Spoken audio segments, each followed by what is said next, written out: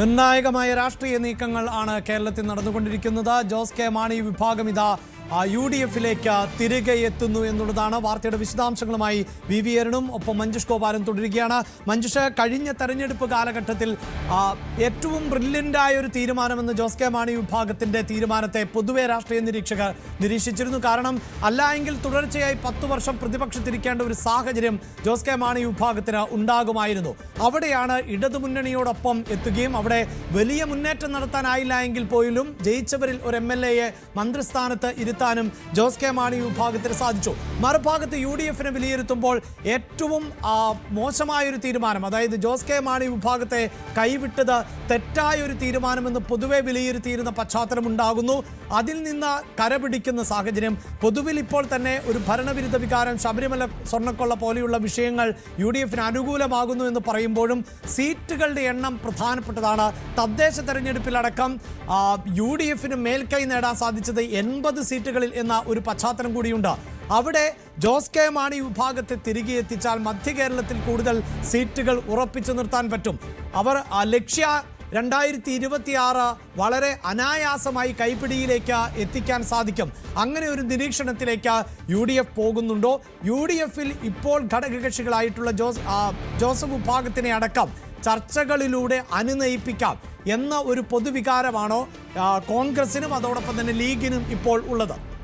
പക്ഷേ ഇതിനകത്ത് 100 സീറ്റിൽ അധികം നേടി ഭരണത്തിലെത്തുമെന്നൊക്കെ UDF പറയുമ്പോഴും കേവല ഭൂരിപക്ഷത്തിന് ആവശ്യമായ സീറ്റുകളേക്കാൾ അല്പം കൂടി സീറ്റുകൾ അധികം കിട്ടിയേക്കാം എന്നുള്ള വിലയിരുത്തലാണ് പൊതുവെ ആഭ്യന്തരമായിട്ട് UDF-ൽ ഉള്ളത്, പ്രത്യേകിച്ച് കോൺഗ്രസ് പാർട്ടിയിൽ ഉള്ളത്. ഘടകകക്ഷികൾക്കിടയിലും അങ്ങനെ തന്നെയാണ്. അതുകൊണ്ട് അമിതമായ ആത്മവിശ്വാസം പ്രകടിപ്പിക്കുമ്പോഴും മുന്നണി കൂടുതൽ ശക്തമാകേണ്ടത്, പ്രത്യേകിച്ച് കേരള കോൺഗ്രസ് മാണി വിഭാഗം വിട്ടതിന് ശേഷം നടന്ന ആദ്യ നിയമസഭാ തെരഞ്ഞെടുപ്പിൽ 2021 തിളക്കമാർന്ന വിജയം LDF-ന് കിട്ടുന്നതിൽ മധ്യ കേരളം പ്രധാനപ്പെട്ട ഒരു നിർണായകമായ ഒരു ഘടകമായിരുന്നു. അവിടെ ജോസ് കെ മാണിയുടെ കേരള കോൺഗ്രസ് M-ന്റെ പ്രകടനം ശ്രദ്ധേയവുമായിരുന്നു. അതങ്ങനെ വിലയിരുത്തപ്പെട്ടതുമാണ്. പക്ഷേ അതിനുശേഷം നടന്ന തെരഞ്ഞെടുപ്പുകളിൽ ആ ഒരു നേട്ടം കേരള കോൺഗ്രസ് M-ന് ഉണ്ടായില്ല. ലോക്സഭാ തെരഞ്ഞെടുപ്പിൽ കാണാനായില്ല. അതിനുശേഷം നടന്ന തദ്ദേശ ഭരണ തെരഞ്ഞെടുപ്പിലും സ്ഥിതി ഇതേപോലെ തന്നെയായിരുന്നു. കേരള കോൺഗ്രസ് M-ന്റെ പ്രകടനം മോശമായിരുന്നു. മധ്യ കേരളത്തിൽ LDF-ന്റെ പ്രകടനം മോശമായിരുന്നു.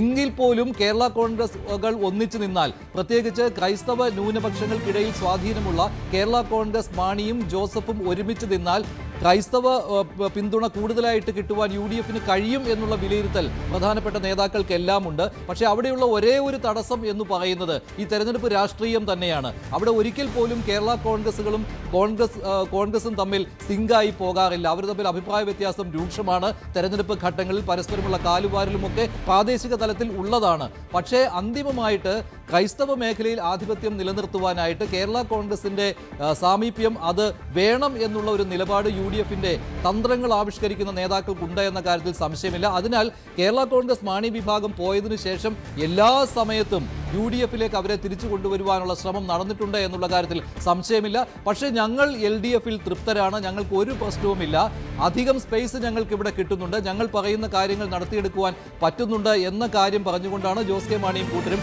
LDF-ൽ ഉറച്ചു നിന്നത്.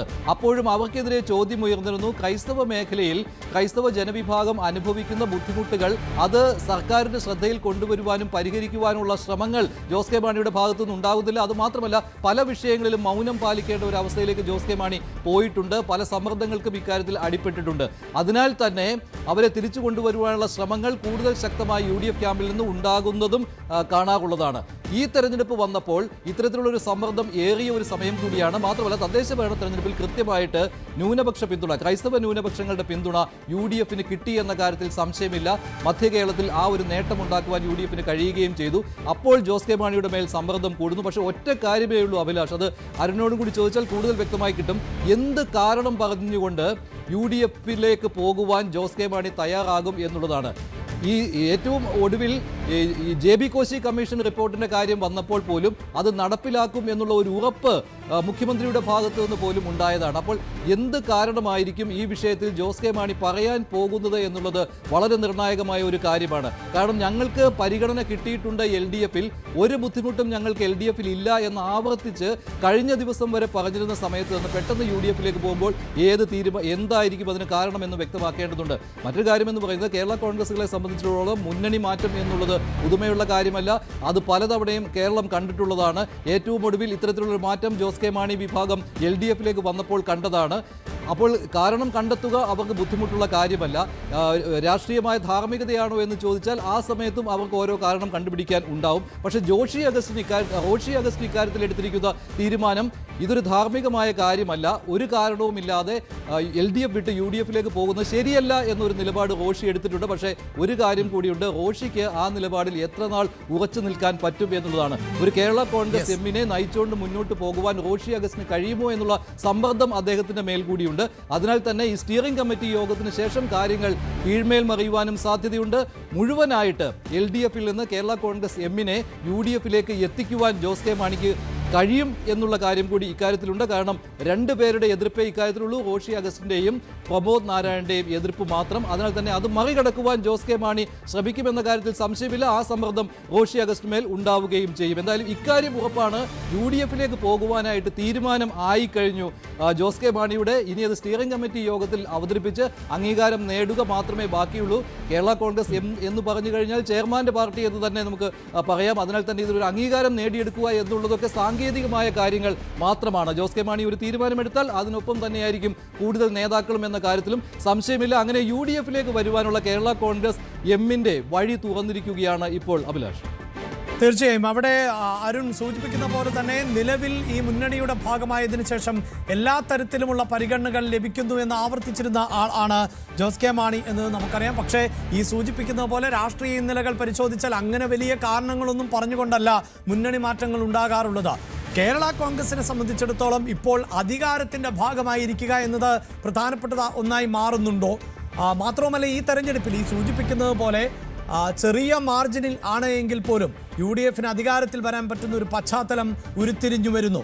അങ്ങനെയുണ്ടാകുന്ന രാഷ്ട്രീയ കാലാവസ്ഥയിലെ മാറ്റം എന്നതിനപ്പുറത്ത് ഒരു കാരണം കൃത്യമായി ബോധിപ്പിക്കാൻ ജോസ് കെ മാണി വിഭാഗത്തിന് ഇവിടെ സാധിക്കുമോ? ഒപ്പം UDF മുന്നണിയിലേക്ക് എത്തുമ്പോൾ എത്രത്തോളം സീറ്റുകൾ എന്നതിൽ ഉൾപ്പെടെ ഈ റോഷി അഗസ്റ്റിൻ അടക്കമുള്ളവർ മാറി നിന്നാൽ വേണ്ടത്ര സമ്മർദ്ദം UDF-നകത്ത് ചെലുത്താൻ ജോസ് കെ മാണി വിഭാഗത്തിന് സാധിക്കുകയും ചെയ്യുമോ?